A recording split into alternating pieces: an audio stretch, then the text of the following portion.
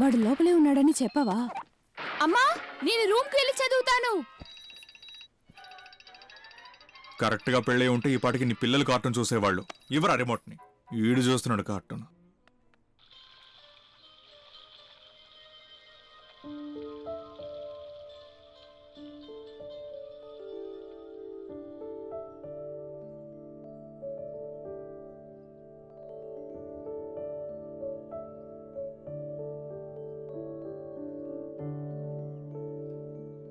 ప్రేమలో డీపుగా వెళ్ళిపోకు మావా.